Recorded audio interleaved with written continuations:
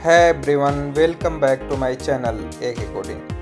Every time you scroll Instagram, book cab in Uber, watch video on YouTube, behind the scenes something working silently to keep you everything smooth, faster and scalable. That's a system design.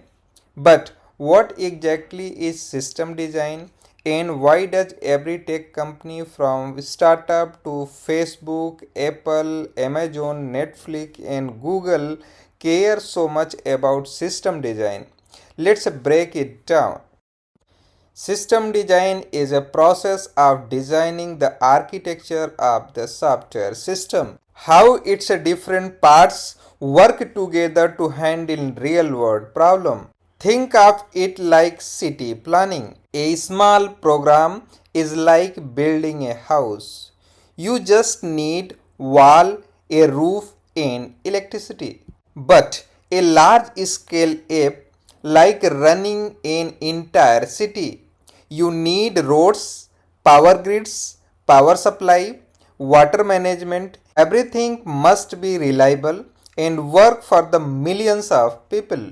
In software terms, that means servers to handle requests, databases to store data, APIs for communication, tracing and load balancers to scale under heavy traffic, and strategy to make sure that the app is fast, reliable, and don't crash. So, system design doesn't about writing few functions.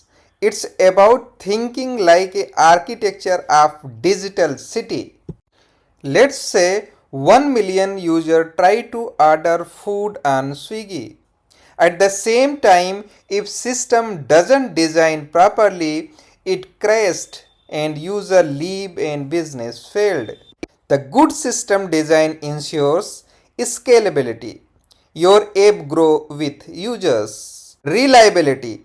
It stay online even if something fails. Performance. Result are quick. No one like to wait. Maintainability. Future developers can add new feature easily. That's why big tech interviews always test system design. It shows if you can build apps that doesn't just work but work at scale.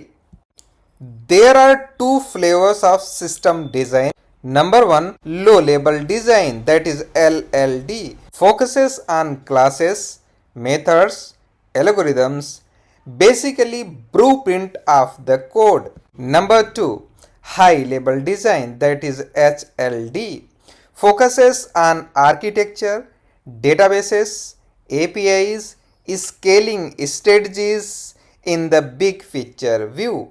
When someone says system design interview, they usually mean high level design.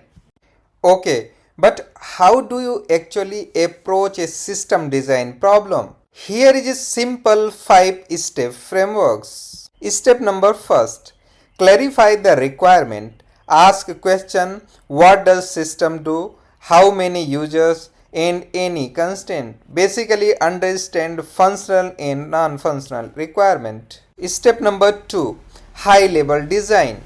Draw basic components like client, server, databases and APIs. Databases and storage. Pick SQL or non-SQL.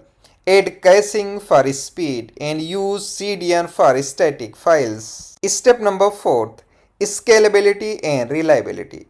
Add load balancer, replication, sorting databases and message queues. Step number 5, trade-offs. Every choice has its pros and cons. Do you want speed or stronger consistency? Low cost or high availability? Explain with your reasoning.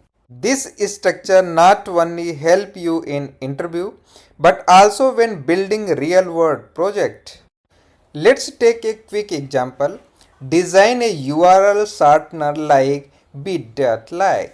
The requirements: convert long URLs into short one, redirect instantly and handle millions of clicks. The high level system design. Number 1, API to sort and redirect. Number 2, database to store short to long mapping. Number 3, cache for fast lookup. Number 4, load balancer to scale requests. Number 5, background job for analytics. You notice we didn't write code, just explain architectures.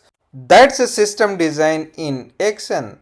So, system design is the art of designing scalable, reliable and efficient systems. It's the difference between a side project that break with 100 users and a app like Instagram that runs for the billions of users. In upcoming videos, we will deeper into databases, caching, load balancer, and real world design like WhatsApp and Netflix. That's it. If you found this video helpful, don't forget to like, share and subscribe for more awesome tech insights video. See you next time. Until then, keep learning, keep designing.